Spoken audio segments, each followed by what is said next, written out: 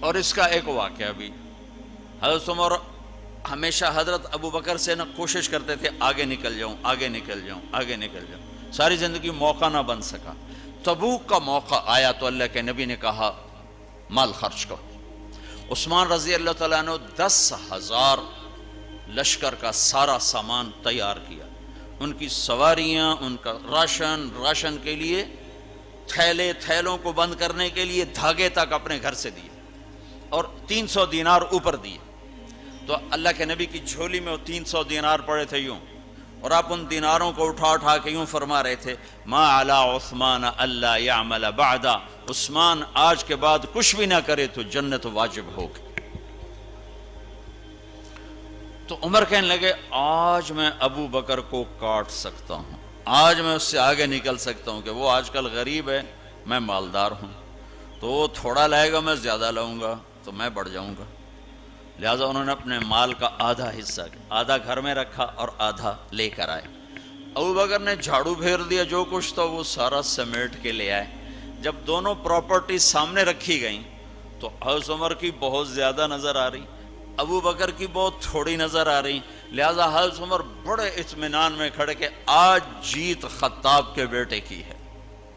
میں قربان جاؤں، اللہ رسول تو جانتے ہیں کہ کون کیا کر کے آیا ہے، تو میرے نبی نے سوال ہی بدل دیا جو اس موقع کا سوال ہی نہیں۔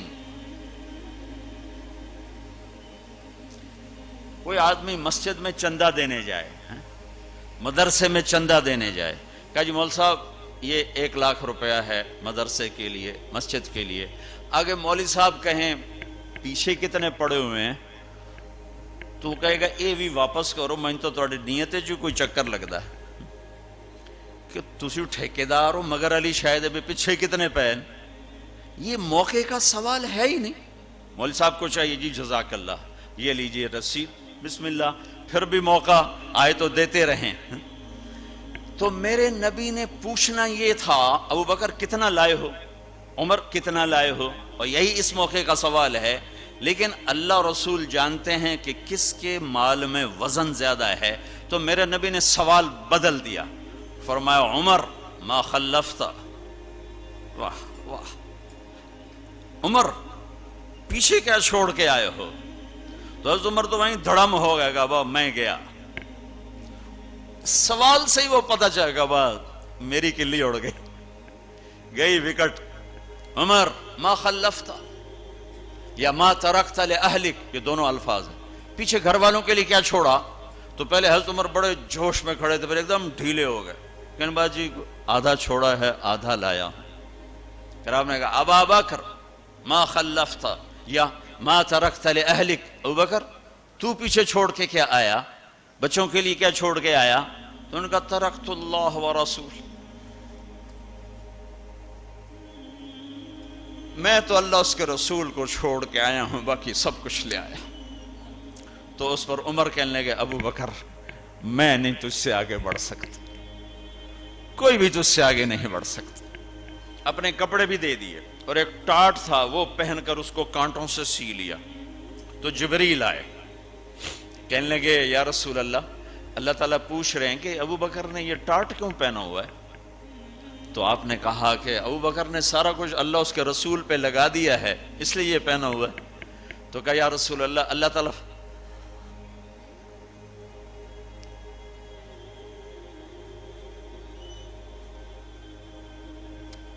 تعالیٰ فرما رہے ہیں ابو بکر سے پوچھو مجھ سے راضی تو ہے، مجھ سے راضی تو ہے، اس فقر میں مجھ سے راضی ہے؟